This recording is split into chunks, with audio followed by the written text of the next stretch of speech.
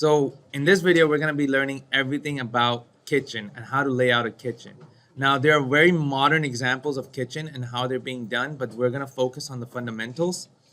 And what I'm going to tell you about is what the kitchen entails. Now, one of the things I want you to understand is there's upper cabinets and there are base cabinets, right? The upper cabinets in a plan are represented by a dashed line or by a straight line that goes above. So if you wanted to have upper cabinets here, you would simply draw this line across and that would represent upper cabinet while this is your base cabinets, right? Obviously it won't go this way because there's a stove here and we'll talk about the stove condition. Now, traditionally, your cabinets are laid out like this. If you go to Home Depot or any hardware store, your cabinets from the bottom to the top are 34.5 inches exact.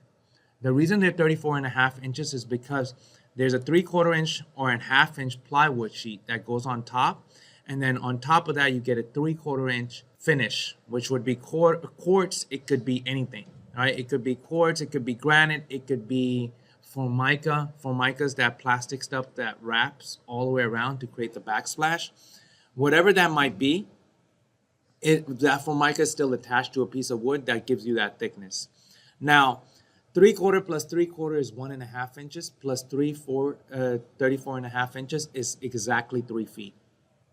Okay, so that's why your base cabinets always comes out to finish height of 3 feet. Now, if you were to look at the width of your cabinets, you are looking at exactly 2 feet, right?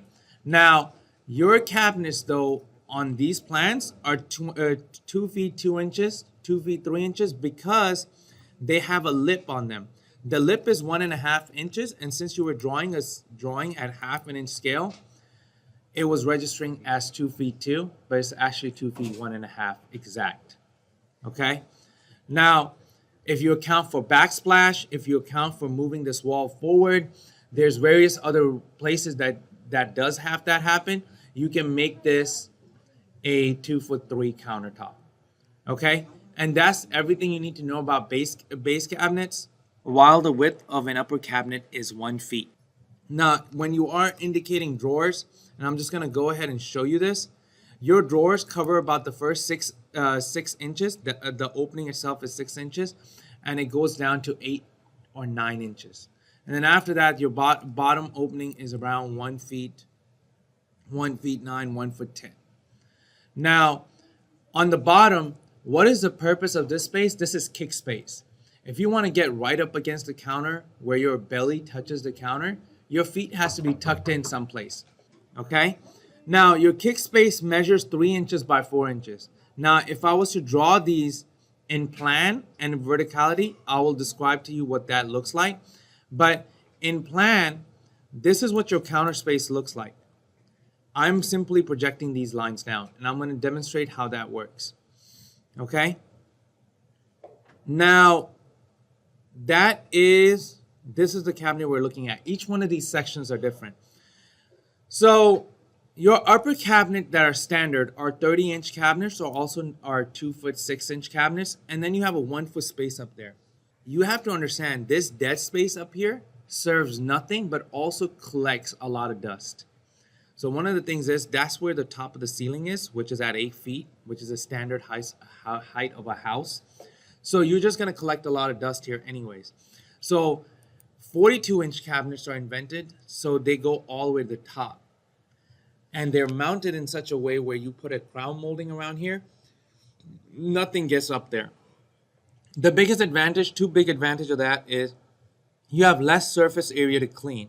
So the difference between here and there is you have cabinets that run all the way to the ceiling. And I already told you multiple places why it should be that way. Now your counter space is 18 inches or 1 foot 6 inches, right? This is the amount of space that you have. Now you can tuck in under counter lighting here. There's all kinds of various things you can do, right? I don't want you to draw that. If you choose to draw that, more power to you. Now, I'm going to get at this island last. One of the things I want you to understand is on top of a stovetop, you're allowed to have 18-inch clearance, provided that anything above it is non-combustible and is not thin as a sheet metal, right? So if this was not a vent hood, I would put in an 18-inch microwave here, and then I would like make this cabinet be an 18-inch cabinet or a 24-inch cabinet because it's running to the ceiling.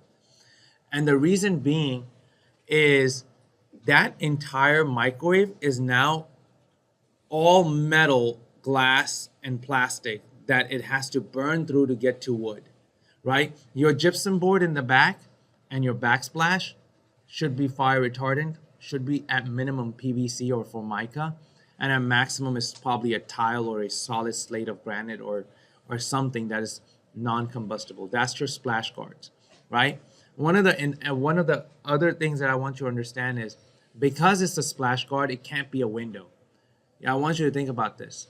There's never been a time that you've seen a stove with a window behind it, because either you're gonna people from the outside are gonna look through that window and see nothing but cooktops, big pots, or steam. That window is always gonna be dirty. Number two, you don't want the person who's actually cooking be distracted by what's going on the outside. That's another thing. You can look into the house. You can put a cooktop on an island and look into the living room, but it just doesn't make sense to make a window dirty in front of the sink, though. So that's that. Now, when it comes to drawing out an island that has a bar countertop, the lines are going to project down.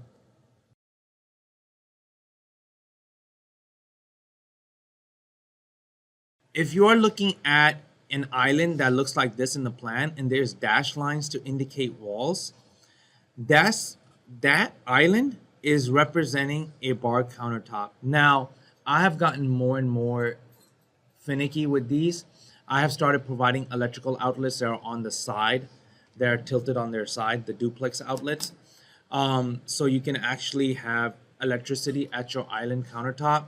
Now, a bar countertop is 42 inches. You do not have that.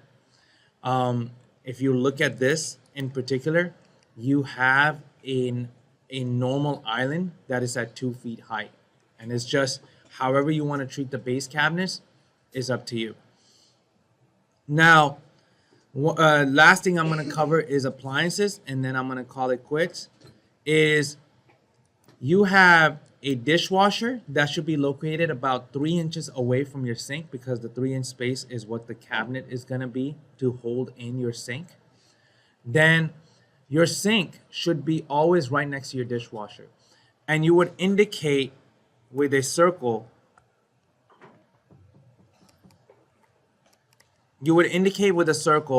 where your garbage disposal is, and you would label it as GB.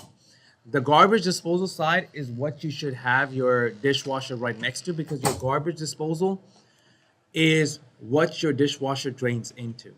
Now, if you want to have a single sink, then that drain is gonna be the garbage disposal, right? Your garbage disposal most of the time is not your main drain. Your main drain is the one that goes directly there. So in case you want to snake the drain, you don't have to send it through the garbage disposal. But you also can have cleanouts. We'll talk about those. Now, your fridge, standard size, are 3 feet wide.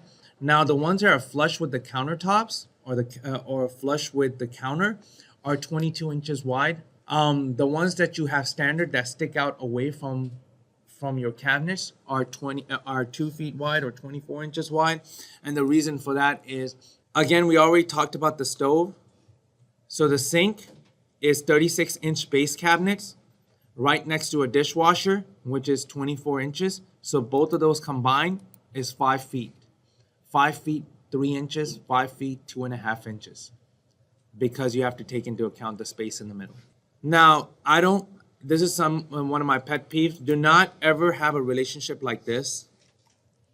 Imagine that's the dishwasher. And you did this. Whenever you design a kitchen, you do that. What happens is your dishwasher will drain, and that line, even though it doesn't look big, is going to be more than 12 feet of pipe draining from the back of the dishwasher, because it drains at the bottom, and it's going to go all the way around, loop around this cabinet, come around this way, and it's going to drain into your garbage disposal. You do not want that. because your pump cuts off around 20 to 30 seconds depending on the dishwasher brand, and you do not want any water in your drain pipe because it's going to come right back into your dishwasher and it's going to sit there. Eventually it's going to smell like dead fish. Okay, so this is called a working triangle. This is the relationship between your stove, refrigerator, and sink. Ideally, you want that to be cleared. You do not want any type of things interrupting that. Even down to door swings, you're looking at anything that interrupts it. You can't have an island in the middle. If you have to go around the island, that's not part of the working triangle, right?